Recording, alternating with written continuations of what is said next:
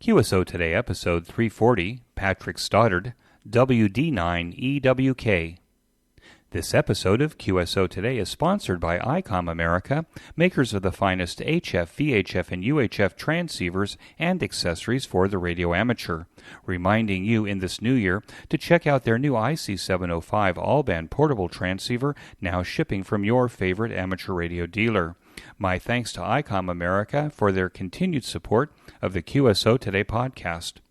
Welcome to the QSO Today podcast. I'm Eric Guth for Z1UG, your host. At the upcoming QSO Today Virtual Ham Expo, coming to you on March 12th through the 14th, we will have a number of live build-a-thons, where you can build simple kits to improve your skills or just enjoy building an electronic kit in our virtual workshop.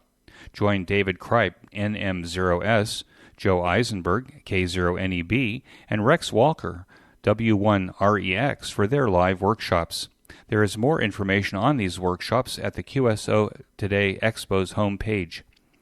Flex Radio is our platinum sponsor of the upcoming QSO Today Virtual Ham Expo. Patrick Stoddard, WD9EWK, is best known for his satellite QSOs using portable gear from grid squares all over the world. He documents and captures many of his contacts and the equipment that he uses on his website and YouTube channel. WD9EWK is a recent addition to the AMSAT Board of Directors, and he is my QSO today. WD9EWK, this is Eric for Z1UG. Are you there, Patrick? Hi, Eric, for Z1UG from WD9EWK. Good evening. Good evening, Patrick. Thanks for joining me on the QSO Today podcast. Can we start at the beginning of your ham radio story? When and how did it start for you? Well, it started in the mid-'70s. My father was very much interested in CB radio. I had a small station at home, but I could not legally operate it without his presence because at the time CB radio required a license here, and you had to be 18 to get a license. He was in the Navy. We were living on the Great Lakes Naval Base near Chicago, and he ran into somebody on the base who was with the Ham Radio Club, and one evening he came home and said that there were classes available to get a ham radio license, and I could do that at 9 years old. I said, sure. So we both went on base a couple nights a week. We took the novice license class, and at the end of the class, the instructor came to the house with the license exams, and we wrote the exams on the dining room table at home. The ham, saw that we passed the exam, but he couldn't officially tell us that. He said, I have to send this to the FCC, but it looks like you both passed, and you should see a license show up in the mailbox in a few weeks. And it was in early June of 1977, the little slip of paper from the FCC arrived for each of us. My father had WD9EWJ, and I ended up with EWK. It was just the call sign that came out of the FCC computer for each application. So you're 9 years old, 1977. You're young for a novice operator, but you have a father that has some technical chops probably. Did you have an interest in electronics before you got your license? Or was it just come from the CB radio activity that brought you kind of into it? I think I was curious about my father's CB radio equipment and hearing him talk to people far away, even though that legally wasn't permitted. CB signals could propagate well. So that caught my interest, and he made a deal with me that if we obtained our ham licenses, he would get the equipment to set up a ham station at home. And when those licenses came, we found an old Heathkit HW16 radio with the outboard HG10 VFO. Crystal control requirement had been lifted a couple of years before I was licensed. Found a vertical antenna and got an antenna tuner, and we set it up at the house. And I was doing CW as I was starting out on ham radio. Mostly on 40 meters by day, and then listening to the shortwave broadcasters at night in the same spectrum. Lots of questions about Radio Moscow at the time, about the propaganda they were broadcasting. I would ask my father things about what I was hearing. now it's humorous to look back at some of those broadcasts, but I was 9 years old. I was curious. But the HW16 was a CW only rig. Did you have to slope detect that AM signal that you were receiving from Radio Moscow, perhaps? Yeah, I would. It wouldn't be as clear as on a proper AM receiver, but I could hear it. And we had a little, Radio Shack, AM, FM shortwave receiver, so I could listen to, other bands, something other than, within the bands on the HW16. But, I was curious about what I was hearing, and, we laughed about that many years later, toward the fall of the Soviet Union in 1991. Lots of changes over those years, but, to a 9-year-old where there's no internet, even, telephone calls, internationally were rare. And if you were lucky enough to make those calls, they weren't cheap. This was a unique opportunity to talk to other people in faraway places, or sometimes not so far away.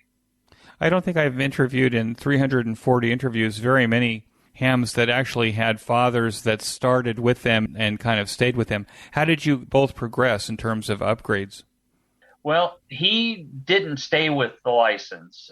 His original novice license, expired, in 2 years. My license expired in 1979. We moved from Chicago to Arizona and ran into an apartment that, did not allow antennas. So no ham station, no CB station for my father. I was kind of dormant, but still interested in science. The Radio Shack kits were always fun to keep my interest in radio and electronics, until I ran into a ham. I didn't know it at the time. In the late 80s, I saw him with a Yaesu handheld radio on his belt. And I remember seeing handheld radios in the 70s. They were all monoband units. I believe I only saw crystal controlled units, but this one was synthesized. So I asked him, what band does that cover? Because I recognized the Yaesu brand. And he said, it's a dual band, 2 meters and 70 centimeters.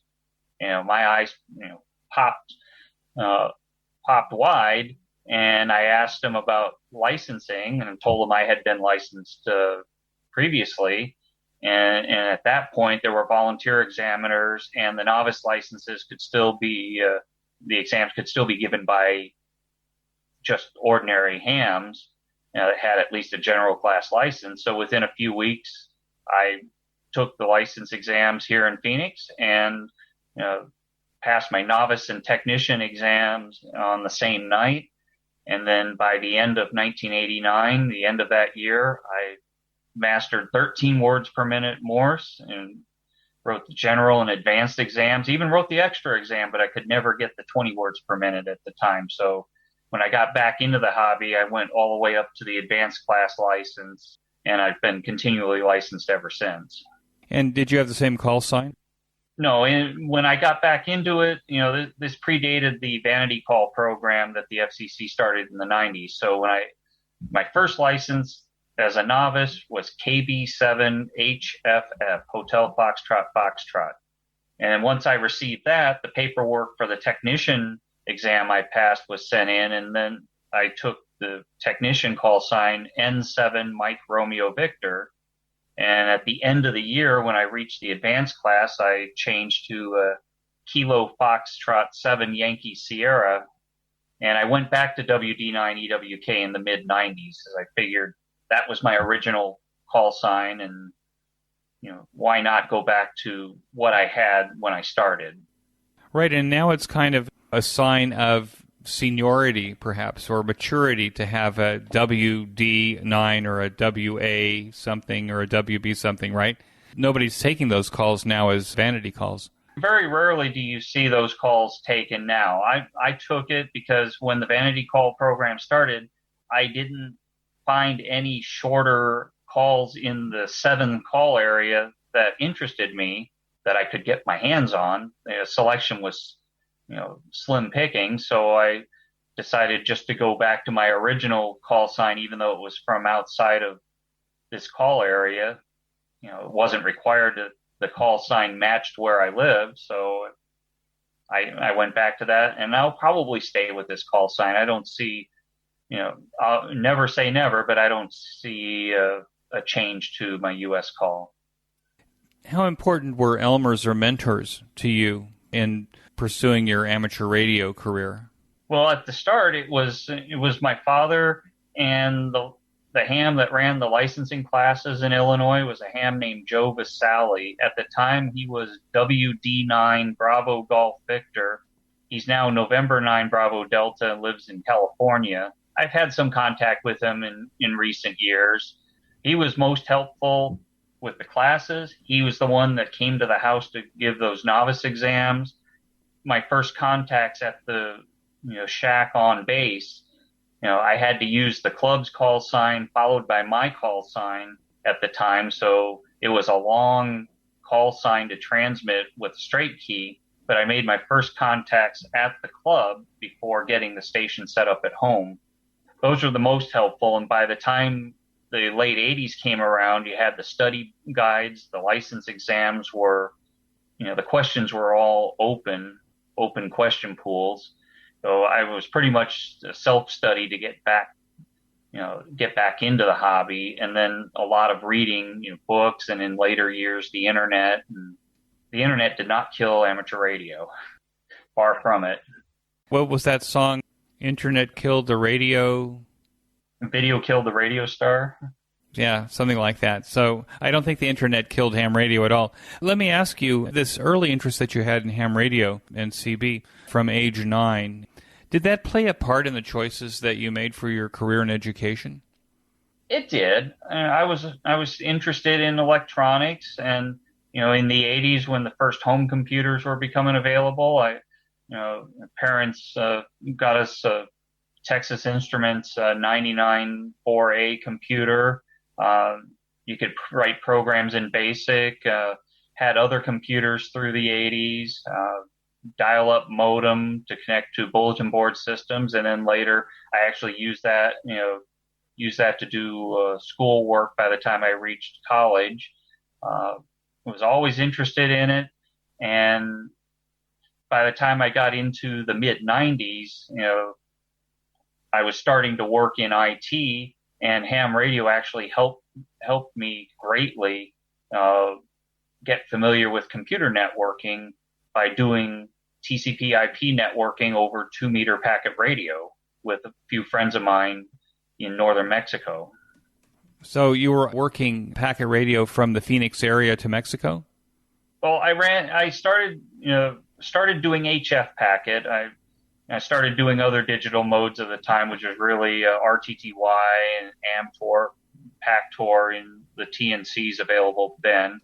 And I found my way to a packet bulletin board system in Mexicali in northern Baja California. It's right along the border across from El Centro in Calexico, California, and started chatting with the ham that ran that gateway, who worked at the State University in Mexicali, and started talking with him. And after a lot of contacts on packet and picking up the microphone to talk to each other, I took a trip out there to to meet him, see his station, and he started telling me how he was doing internet from his house over the 2-meter radio because in the mid-90s he didn't want to pay the high price for a landline telephone, couldn't afford it really, and there was a waiting list to get that.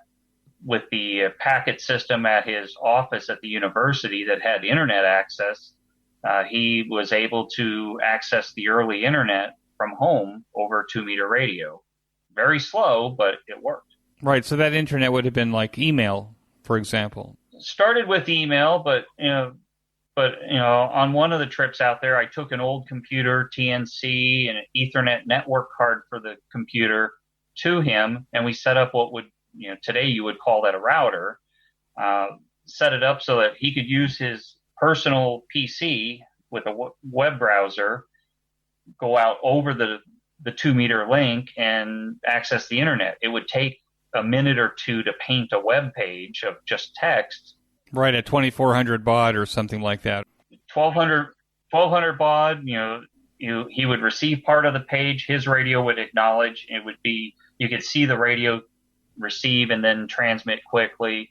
I do remember being in his apartment, and he would access the websites of the ham radio stores in the U.S. I thought it was great that he was using the radio. In Mexico, there are no content restrictions on what's sent over the radio, unlike in the U.S. So to him, this was his internet connection, and it was that way for a few years. And as he was using it, and other friends of his in Mexicali were using this, he expanded the network with mountaintop digipeaters. So at the peak, his small gateway in Mexicali actually had a reach from the Pacific coast along the U.S.-Mexico border across to Arizona, and at least a couple hundred miles south of the border into northern Mexico on the mainland. Did you yourself get involved in packet digipeaters in the Arizona area? Not so much here. I was helping out there, and one time I took a bunch of old computers that were discarded from my office at the time, and I put them in my car, put monitors in the car, and I drove to Mexicali. And I was younger and completely ignorant about the operations of the Mexican customs, not realizing that if I drive through the land borders, there's a red-green traffic light. Theoretically, it's random whether you see the red light, meaning you pull aside and someone comes out to inspect you and your vehicle, or you get the green light where you just pass through unchecked. I got the green light carrying a bunch of old computers and monitors that I think back now and realize that would have cost me a few $100s worth of import duties or perhaps bribes to avoid getting in trouble for not going through the lane to declare that I was bringing all these computers across. Yeah, we have that here at our airport. We have a red line and a green line as you're exiting the terminal. They want you to take the red line if you have things to declare. So it's always interesting to see who takes the red line and who takes the green line. So that looks like that's a universal thing. So you're an IT professional. Is that what you do now? That's what I do now. Systems administration, networking, telephone systems. I still do all of that today. Do a lot of that at home with the current situation, and go into the office only when necessary. But with internet access, I can do almost all of my work anywhere. Well, I can relate. This is what I do for a living as well. What's the current rig at your house? It's not just one. For HF, I won an Elecraft K3S at a Hamfest a few years ago. The best $20 radio I ever got, $20 in raffle tickets. I did put filters and the general coverage board in it, so I think I'm into that radio about $1,000. Great radio. Don't know if I'd ever spend $3,000 to $4,000 on an HF transceiver, but that's a great radio. I've used at home in a portable setup and on field days. When I work satellites, I use anything from handheld radios for the FM satellites to Yaesu FT817, HF, VHF, UHF transceivers for other modes. I have lots of radios. And now this message from ICOM America. Love is in the air at ICOM. This sweetheart of a package includes the ICOM IC705, the perfect sidekick for hams that like to enjoy what is both great outdoors and indoors. The ICOM IC705 is the perfect companion, with its base station features and functionality at the tip of your fingertips in a portable package covering HF 6 meters, 2 meters, and 70 centimeters. This compact rig weighs in at just over 2 pounds with RF direct sampling for most of the HF band and IF sampling for frequencies above 25 megahertz. This fine rig supports QRP and QRPP operations. Features include a 4.3-inch color touchscreen with a live band scope and waterfall display, 5-watt transmitter power with a BP272, and 10 watts out with a 13.8 DC supply, single sideband CW, AM, FM, as well as full D-Star functions, micro USB connector, Bluetooth, and wireless LAN, integrated GPS with antenna and GPS logger, micro SD card slot, and the HM243 speaker microphone is standard equipment. Of course, the perfect accessory for the IC705 is the now available optional backpack, the LC192, with a special compartment for your ICOM IC705 and room for accessories for soda activations or a day's social distancing in the park. Let us not forget that the IC705 will replace the other company's radio as the first choice of microwave operators who need the very best baseband rig. Finally, there is a whole list of accessories and software for the IC705. For more information, go to ICOM's website by clicking on the banner ad in this episode's show notes page. The ICOM IC705 is in stock at your favorite ham radio dealer. And when you make that purchase, be sure to tell your salesman that you heard about the IC705 here on QSO Today. And now back to our QSO Today. What's your favorite operating mode if you're using the K3S, for example? What do you like to operate? I like the old style RTTY. When I got back on HF in the mid 90s, I was doing some single sideband in CW. My voice would carry in the house and keep people awake at night. But I could type on the keyboard doing RTTY and later PSK31, and I was quiet to the rest of the house. And with RTTY, I worked all 50 U.S. states. I got a DXCC from that. Even today, with the many digital modes available, I think I still enjoy the old RTTY, where I could, after a while, even recognize the sound of my own call sign coming through the receiver. In Baudot, I think, right? It still uses Baudot? Yes, it does. And I think Baudot is what? It's two tones, like a mark and a space tone, right?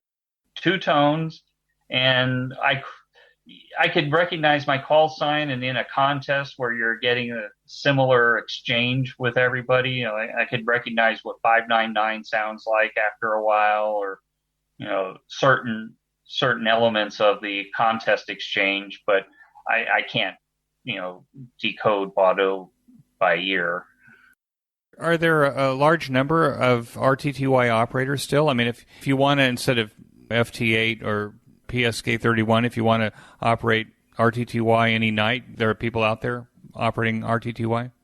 Maybe. More activity around contests, contest weekends. It's probably, it's been harder to find the activity outside of contests. Sometimes you'll come across it, but it seems like now, whether it's, digital modes or just activity in general, it seems like the FT8, the FT4 type of digital mode, you can always find people using those modes now. The other ones seem to come up on whether it's contests or activity weekends or activity nights. Not as common as maybe 20 years ago. Sounds like an interesting mode. I mean, I remember people operating RTTY with a Model 19 teletypes. So it was a lot of noise in your shack. Right. And now I never had any of those terminals at home. I do remember seeing one back at the radio club in Illinois when I was first licensed. But, certainly, with the TNC or software on the computer, as that developed, RTTY became, would be a very quiet mode to operate. I could sit in a corner of a room, making contacts around the world, and the rest of the house is oblivious to what I'm doing. One of the reasons that we're speaking today is because you were introduced to me by Michelle Thompson, W5NYV, who was a guest on the QSO Today podcast a number of weeks back, and she's also very active with AMSAT, and AMSAT is doing a whole series of presentations at the QSO Today Virtual Ham Expo coming in March. So that's the reasons that we're having the conversation, is she's made the introduction, but also you're a very active satellite operator. In fact, it seems to me, after Googling you and looking at your QRZ page, that you're the go-to guy when it comes to getting started on amateur satellites, and that you make satellite contacts all the time. So when I think of amateur satellites, and it may be because I'm getting old and calcified, I think of the satellite operators I used to know that had the big dishes that were computer-controlled positioning, and to work satellites, it was really a difficult deal.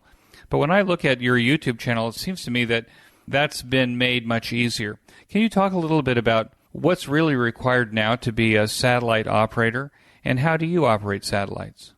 Well, what's required before I do that, like you were saying, I remember, reading the magazines and seeing the stations with the big antennas, the big radios.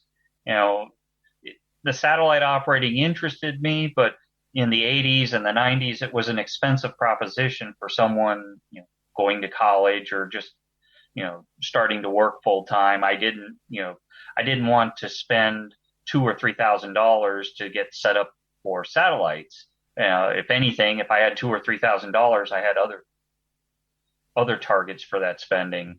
But these days now, especially with satellites that can be worked using FM equipment, FM handheld radios or mobile radios, the cost of entry into this corner of ham radio is dropped to, almost to the point of buying one of the inexpensive Chinese-made handheld radios and building an antenna, a small handheld Yagi or log periodic. So cost-wise, the radio could be $20 or $25, maybe a similar amount in parts if you don't have them already to build the antenna.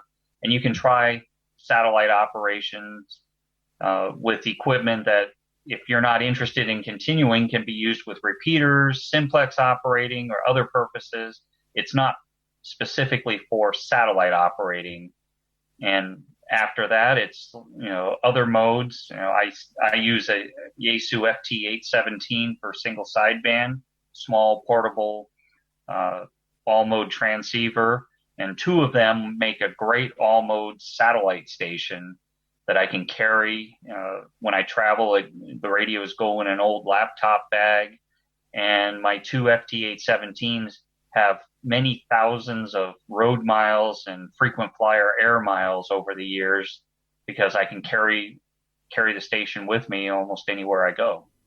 So tell us a little bit about, if you're operating satellites in this way, you actually need to have like a dual band radio, right? Because you're uplinking on VHF and coming back on UHF or vice versa. That's correct. Our satellites for voice communications or CW are crossband transponders, crossband repeaters. Most of them will use the 2 meter and 70 centimeter bands. Some satellites make use of other bands, like Oscar 7 has a configuration with 2 meter up and 10 meters down. We had AO92, which had a 1.2 gigahertz uplink. AO51 in the 2000s had a 2.4 gigahertz downlink, which was interesting to use in a portable setup. But the biggest difference is the satellites we have now are in much lower orbits than what we had in the 80s, 90s, and 2000s with Oscar 10, Oscar 13, and Oscar 40. So a small station is more than capable of using the satellites we have in the lower orbits. You don't need the big Yagis or a dish antenna. You don't need lots of power. Most of the time I'm operating at 5 watts or not much more than 5 watts through our current satellites. Now, if I go to your YouTube channel, I see that you are reviewing a number of different handheld radios, and you're listening for the satellites with the whip antenna on the radio. And you mentioned earlier that one could buy a $25 Baofeng radio to use, or two of them, maybe one for uplink and downlink. But I guess the question I'm asking is, are these older radios, the radios that you could probably buy for $50 now on eBay, are those older radios better radios for FM satellite use? To an extent, some of the older radios were better, better front ends, better designs. And one feature that's lacking in now almost any radio in current production, any handheld radio, is the ability to operate full duplex with a single radio. That used to be a common feature even in handheld radios, so they could also serve as crossband repeaters. So you could, use a low power handheld radio as you're walking around, hiking somewhere, and your crossband capable radio was somewhere else to retransmit your signals to a far off repeater. If the radio could work as a crossband repeater, it had everything needed to operate full duplex on the satellite. Usually you would just add an earphone or headset or something so that the speaker audio doesn't cause a feedback loop when you transmit. And unfortunately, this is a function that's missing from handheld radios. You can still find them in the mobile radios, but the last handheld radio that worked very well for satellite operating full duplex it's the discontinued Kenwood Thd 72. It went out of production last year. But you can find the old radios on eBay, swap meets. In fact, if I see one of these radios at a swap meet, I picked one of the old Kenwood handheld radios up at a swap meet for $35. It had as is, the seller wasn't sure if everything worked. And the only thing I needed to do was get a new battery pack, and it worked great. So my ICOM W2A, which is about 25 years old, probably would be an ideal satellite radio. It would. If it's the North American version, you'd probably have to remove a diode off the circuit board so it would transmit below 440 megahertz. At the time, most of the FM radios for VHF and UHF only transmitted where the repeaters were located. And, for ICOM, it was usually 440 to 450. I think Kenwood liked to go down to 438. But since the satellite operating on that band is 435 to 438, it usually required removing a diode and resetting the CPU. But your W2 would be a good choice even today. I actually know where it is, and it was already modified for the 430 band because we, in Israel, our UHF band is 430 to 440. So I'm all set. And, if the battery pack is dead, there are aftermarket options even for that radio. And, many of the older radios, you can get replacement battery packs and sometimes even AA cases so you can load your own AA cells in to power the radio. So for someone getting started, would you recommend, in terms of being budget conscious, would you go with the Chinese radios first, or would you say try to find the old radios first so that you can operate duplex with one radio? I usually suggest to either find one of the duplex capable radios or look to get a pair of radios. I tried the Baofeng radios at a Hamfest. I set up a demonstration. One of my videos had pictures of a pair of Baofeng radios. I wanted to try them out because these radios are out there. I'd be foolish to ignore their existence. But it comes down to, you get what you pay for, and sometimes you don't get much with these radios. The quality control is an issue with some of these Chinese-made radios, where some of them have really good receivers and clean transmitters, and the next one on the assembly line, the receiver may be deaf, and the transmitter may put spurious emissions across, other bands.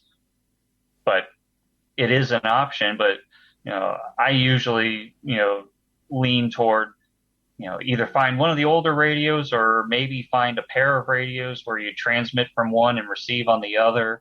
For some, that's a preferable alternative because they have separate controls for each side of the station, instead of having to work your way through menus or changing VFOs to adjust frequency or volume or something. Now, in one of the videos I saw, I think you were operating at an Arizona Hamfest, and you actually had a TV tray with the radios on the TV tray, and you were holding the antenna with your right hand, I think, and pointing it into the sky. It seems to me like a good satellite operator has to have three arms in order to be able to negotiate all of the things that you have to do to make that contact. Is there anybody that's actually created some kind of a way to actually manage all of the two radios and all of the things you need to do in order to comfortably make those contacts? Well, some people, instead of using a table like I did, will put the radios in something like a camera bag and hang the bag around their neck. So instead of leaning over to a table, the radios are right, they just look down and the radios are right there.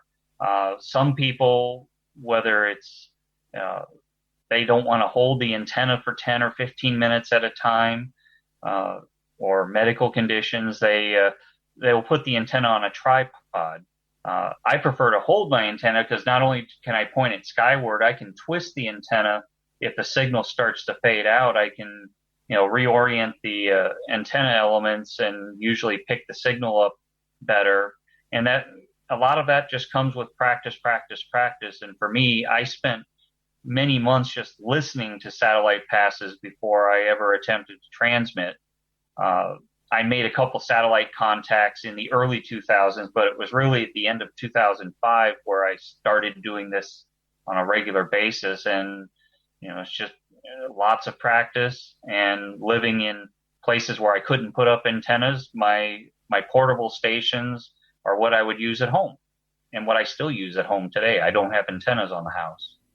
So, Patrick, tell me, it seems to me that a satellite pass isn't very long, and it's not like you have one pass after the other if you're operating from the field. You have some way of knowing when a pass is going to start, where it's coming from and where it's going, I'm assuming. Correct. And so you have, I guess, you get your equipment set up, you're ready to go when the satellite comes over the horizon, and you work it. How does that work exactly? Do you have some kind of app on your smartphone that tells you which satellite to look for, and then you already know what the frequencies are and if there's subaudible tone or something like that, how to set that up? Sure. There are apps for phones and tablets. There's software for computers, Windows PCs, Mac, Linux, other operating systems, and even websites where you can put in your location and generate listings on when different satellites will come overhead. It's not always one right after another, but with different satellites in different modes, I can map out a day of operating where I'll know when each satellite will come by from what direction to what, to the other direction at the end of the pass. And I do this a lot when I go away from home to operate, but I'll do it at home too. If I just want to play radio and work satellites, I can do other things around the house in between passes. And then when each pass comes up, I'm outside, I start to hear the satellite. And many times, working satellites, 10 to 20 minutes or so in a pass, at times you feel like you're in the middle of the CQ Worldwide contest. Activity can get busy. In that 10 to 20 minute span, I can sometimes reach QSO rates that approach the big HF contest weekends. Now, do you record your passes so that when you can go back later and actually remember all the people that you talk to so you can either put them in Logbook of the World or something like that? How do you keep track of the people that you talk to? I've always run a recorder to, at a minimum, capture my voice, or ideally, I have it patched into the speaker output from the receive radio, and then I play the recordings back and I can hear each contact I made. If I just have a recorder sitting in a shirt pocket or near me capturing my voice, I make a point to say the other station's call sign to get picked up by the recorder, and so the other station knows who I'm contacting.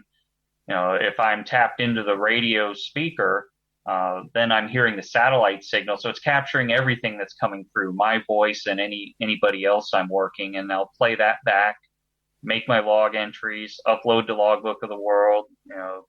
I still get the occasional request for QSL cards, answer those as they come in. I used to print hundreds of QSL cards after my road trips to different places. Now I print up cards on demand because most active satellite operators have discovered Logbook of the World is a very convenient way of tracking and accumulating confirmations. Let me take a quick break to tell you about my favorite amateur radio audio podcast, and that's the Ham Radio Workbench podcast with George, KJ6VU, Jeremy, KF7IJZ, and it now includes Michael Walker, VA3MW, where they pursue topics, technology, and projects on their ham radio workbenches every 2 weeks. The group documents their projects and makes circuit boards available to their listeners. They have interesting guests and go in deep. Jeremy may complain about the overall length of the podcast, but friends, let me tell you that I could listen to it all day, and that's good. Even if you are a seasoned ham radio builder or just getting started, be sure to join George, Jeremy, and Mike now for the Ham Radio Workbench podcast on every podcast player. Use the link on this week's show notes page by clicking on the image. And now back to our QSO today. So one of the things I noticed about your website and your YouTube page, you appear to travel all over the place. Is that part of work, or is that you decide to set out and get grid squares for a week? How does that work? Well, I don't normally travel for business. I haven't had to do that for a long time, but I do travel to different events around Arizona and neighboring states when I've represented AMSAT at HamFest or giving presentations at radio clubs. And I'll usually try to add in some other operating, especially if I'm going to, rather rarely heard grid squares around Arizona, where I'll do a demonstration at a HamFest, but I'll drive somewhere else after the HamFest, or the day before the HamFest, I'll stop in some rare spots and operate for a few hours on my way to the HamFest or whatever the event is. And I would go to a lot of these events on a regular basis. HamFest every year, in a particular town. Well, I'll be in that part of Arizona, or I'll venture, say, into New Mexico to operate, or I'll go to Southern California or up to Nevada, and I take the radios along and operate. I think this really took off among satellite operators a few years ago with the National Parks on the Air activity here in the U.S. that the ARRL operated. And now you have summits on the air, parks on the air, and people have discovered portable operating, not just for satellites, but for other bands and modes. A lot of people are taking advantage of the ability to get away from home and do radio. So let's say you decide you want to take 3-4 hours in a park, in a national park perhaps, to operate satellites.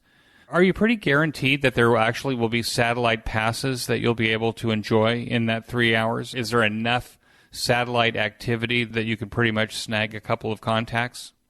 Yes, almost without exception, I will be able to keep busy because I'll know when the satellites are coming by. And if there's a long gap between some of the passes, if there's an hour or so, well, that becomes a meal break. Or go, if I'm in a park, find my way to the visitor center and use the restroom and then get back to the radio.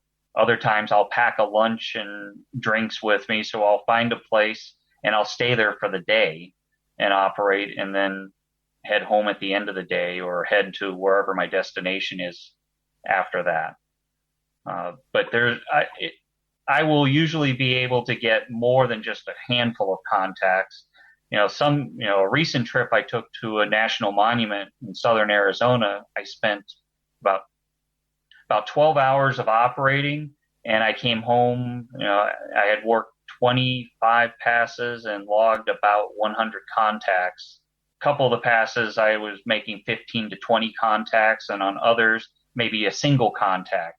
But it kept me busy for the whole day, so it was successful, and I got away from home. Wasn't working. It's like the worst day fishing is better than the best day working. Now, these satellites are in elliptical orbit over the Earth, right, in low Earth orbit. Does that mean that they're going pole to pole and then kind of rotating around the Earth, or are they actually crossing the Earth in different angles and directions? Some of the satellites are in polar orbits that go over the North and South Pole, and others are in orbits that track closer to the equator. And they will come over different parts of the sky at slightly different times each day. But generally, over a period of time, they will pass by at the same times, whether it's mornings and evenings or during the day or during the night. And these are all predictable. This is where the software or the apps on the phones and tablets comes into play, where I can sit here today and say, I want to go somewhere in 2 months. What will the satellite passes be for a location 2 months from now? I can generate that list now, and even 2 months in advance, it will be accurate to within a couple seconds for each of those passes, and I can plan a trip around that. What's your favorite iPhone or smartphone app for satellites? Well, for the iPhone and the Android phones, a common app that works well on both is called ISS Detector Pro. The base free version only tracks the International Space Station, but the Pro add-on, which is a couple dollars, will allow you to track other satellites, including amateur radio satellites. There are other apps for the two main platforms. I like AMSAT Droid Free on my Android phones. I've heard other people say SatSat, or I think it's GoSat Watch on the iPhones and the iPads. Almost all these apps will make use of a GPS receiver in the device to set your location, or you can manually enter in your location either by latitude, longitude, or grid locator, or sometimes type in nearest town or city and it will figure that out for you. But I can predict all this in advance and then run the app on the phone or tablet during the pass, so I can see I need to point my antenna in a certain direction at a certain elevation above the horizon and track the satellite as it's moving overhead. Now, with your background in packet radio and stuff, I have a hypothetical situation. Maybe you can solve this for me. Let's say I live in rural Alaska. I have a ham radio license. I'm good with computers, Raspberry Pis, and Arduinos. I have a dual-band VHF-UHF transceiver, and I can build antennas. I want to be able to send text messages to my friend in Israel, and I don't really care whether I get an instant response back, but I'd like to be able to drop a message and then maybe in the next day get a message back. Is there a solution for that? Right now, for if one end of this theoretical question is Alaska, it would be difficult. If somebody, say, lived in the continental U.S., there is a satellite called FalconSat 3 that has an onboard bulletin board system, an onboard mailbox where you could leave messages that can be picked up by other operators. It's in an orbit that pretty much favors the U.S. Air Force Academy in Colorado, so it doesn't cover very high latitudes toward the North Pole or down to the South Pole. So Alaska would be a tough reach for that satellite. The International Space Station, people will send messages through that, and if an internet-enabled ground station or gateway picks up that message, it can forward the message as an email to that ham, or if using APRS, if the ham has an APRS station operating, the APRS network can deliver messages that way. But right now, the ISS station that runs a digipeater is down due to some issue after a spacewalk a week or so ago. It'd be tough right now. There's only one satellite that actually has this digipeating capability. Does AMSAT see any future satellites that would have digipeat capability, or is that kind of passé and no longer interests people? The onboard bulletin board systems, there used to be a series of satellites that supported that, but with the internet, those pretty much went out of favor. There are satellites that have come and gone with digipeaters on them, just like the terrestrial APRS digipeater, except it's on a satellite in orbit. Those are supported. The ISS has a popular one when it operates, and there are ground stations listening to the ISS digipeater frequency of 145.825 megahertz when it operates. You can send messages, and I've sent APRS messages and one-line email messages when I've been out on some of my trips, mainly just a hello from wherever I'm at. It's not a long, verbose message because that's just not possible in one line of text, but it's something to say that I'm on from here and I'm okay. I'm okay. What is a FunCube, and what is FunCube dashboard software? The FunCube is a project by AMSAT UK to build small satellites that support transponders that amateur operators can use, and also transmit telemetry data that can be easily received by schools and others with a simple ground station. And the software, which is the FunCube dashboard, is the software designed to receive data from the different satellites in the FunCube project. This was very popular among schools in the UK, and satellites starting with Oscar 73, which was the first FunCube satellite that was launched in 2013, have been used by schools to get familiar with space, and amateur operators use the transponders to talk to each other. Is there, as a amateur satellite operator and enthusiast, and now, it's my understanding, an AMSAT board member, so you got sucked into the national organization and became a director. Do you listen to non-amateur satellites? Is there something to listen to in terms of non-amateur satellites with the gear that you have? Probably the most popular non-amateur satellite I can listen to with the radios and receivers I have would be weather satellites. I can receive imagery from U.S. and Russian weather satellites and display it on a computer. So I won't get the whole weather forecast, but I can see if there are clouds around Arizona or around this part of North America. The software adds in state and national boundaries. That's a popular thing because people can relate to that even if they're not interested in talking on the radio. Other times I have listened to the Russian VHF radios when they're doing spacewalks on the International Space Station.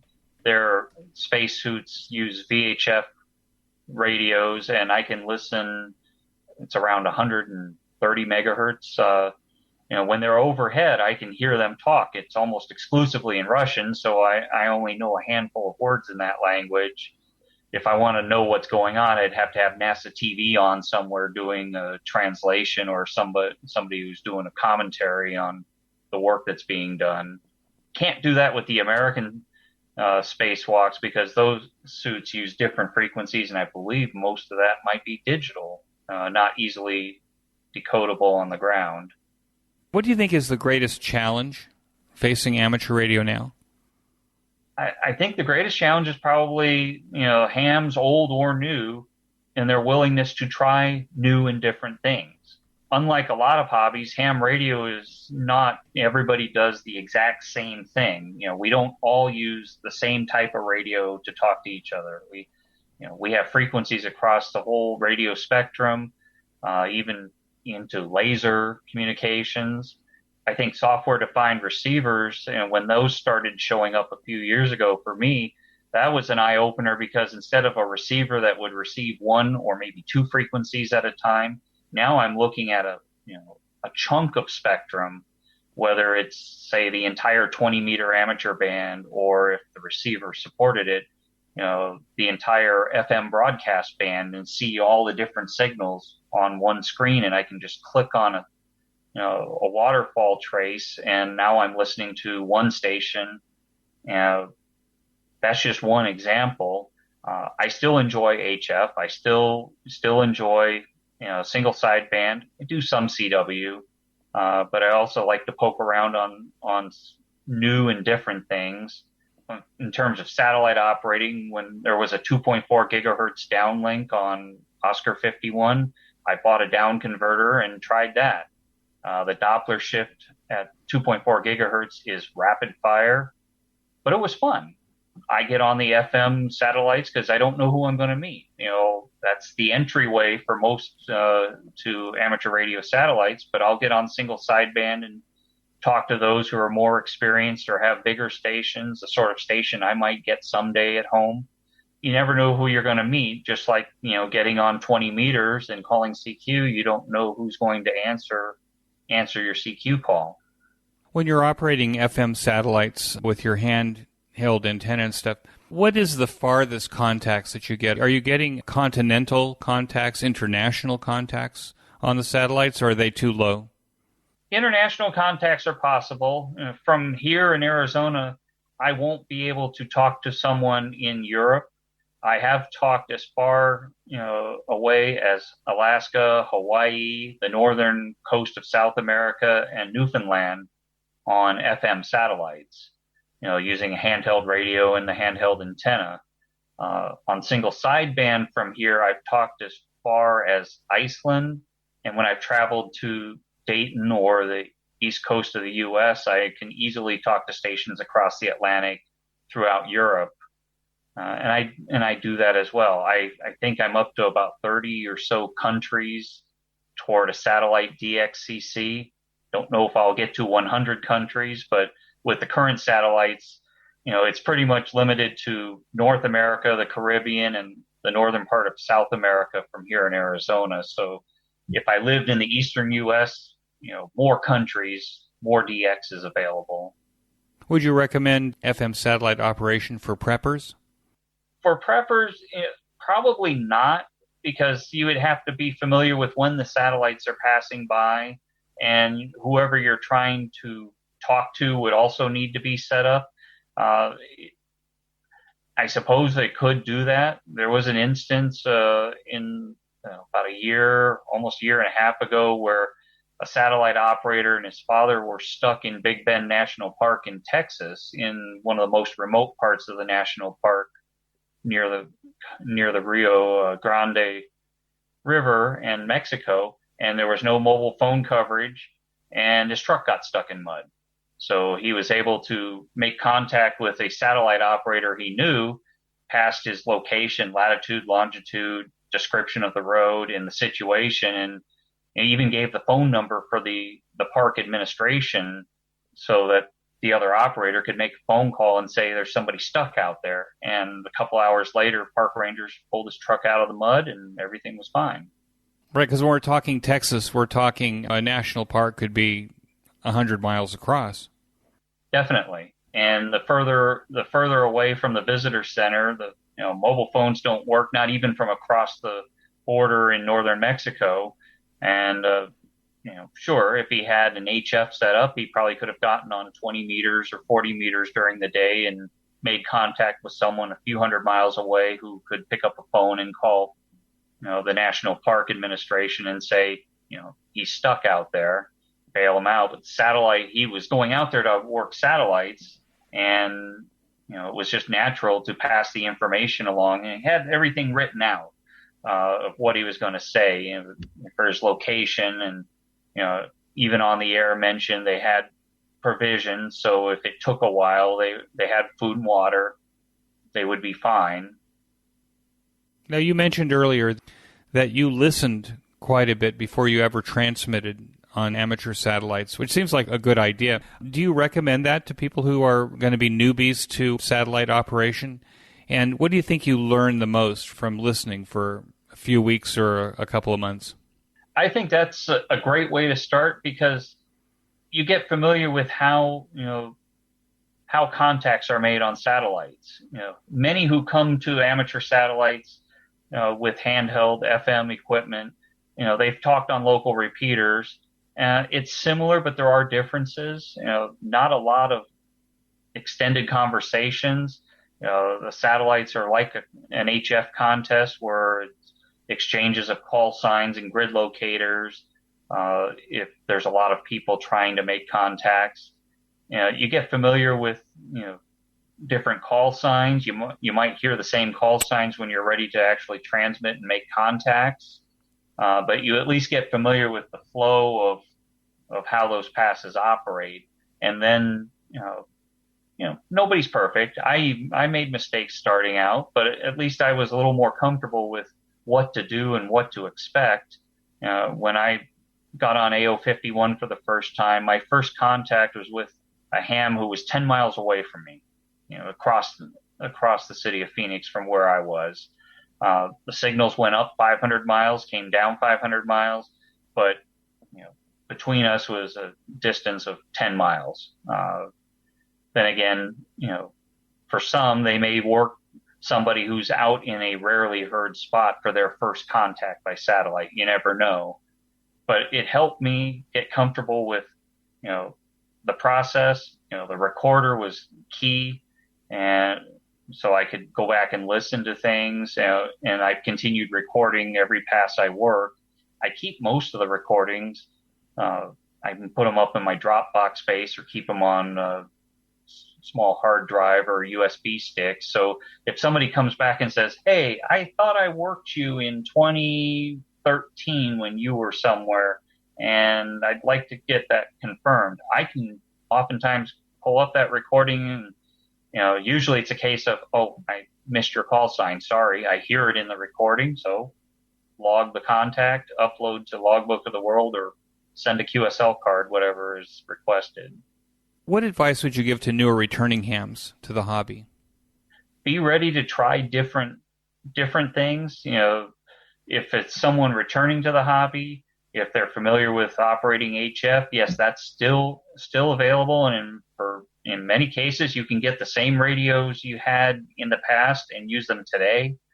But be open to different things. I do try the digital modes, and one of these days I'll try more FT8 because sometimes that's where all the activity is, especially like on field day. If I'm looking for digital activity, you may hear some RTTY and other modes, but FT8 is very popular.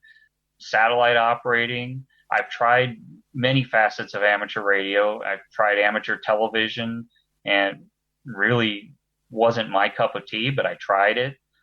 Talked to the space station when crews were active. That actually got me hooked into satellite operating, was after talking to an astronaut using a handheld radio that had a telescoping whip on it.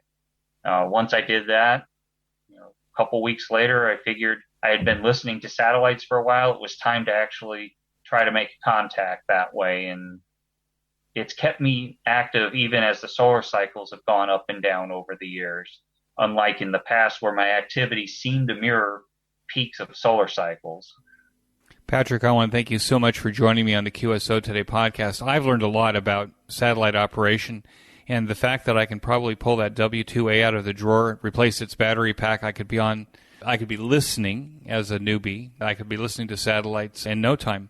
I want to thank you so much for joining me on the QSO Today podcast and wish you 73. Thanks, Eric. That concludes this episode of QSO Today. I hope that you enjoyed this QSO with Patrick. Please be sure to check out the show notes that include links and information about the topics that we discussed. Go to www.qsotoday.com and put in WD9EWK in the search box at the top of the page. Be sure to click on the Expo menu item at the top of the page for updates on the upcoming QSO Today Virtual Ham Expo. My thanks to ICOM America for its support of the QSO Today podcast. Please show your support of ICOM America by clicking on their banner in the show notes pages. You may notice that some of the episodes are transcribed into written text. If you'd like to sponsor this or any other episode into written text, please contact me. Support the QSO Today podcast by first joining the QSO Today email list by pressing the subscribe buttons on the show notes pages. I will not spam you or share your email address with anyone. Become a listener sponsor monthly or annually by clicking on the sponsor buttons on the show notes pages, or use my Amazon link before shopping at Amazon. Amazon gives me a small commission on your purchases while at the same time protecting your privacy. I'm grateful for any way that you show appreciation and support. It makes a big difference as I head towards episode 400. QSO Today is now available in the iHeart Radio, Spotify, YouTube, and a bunch of other online audio services, including the iTunes Store. Look on the right side of the show notes pages for a listing of these services. You can use the Amazon Echo and say, "Alicia, play the QSO Today podcast from TuneIn." My thanks to Ben Bresky, who edits every single show and allows both this host and my guest to sound brilliant. Thanks, Ben. Until next time, this is Eric, 4Z1UG, 73. The QSO Today podcast is a product of KEG Media Inc., who is solely responsible for its content.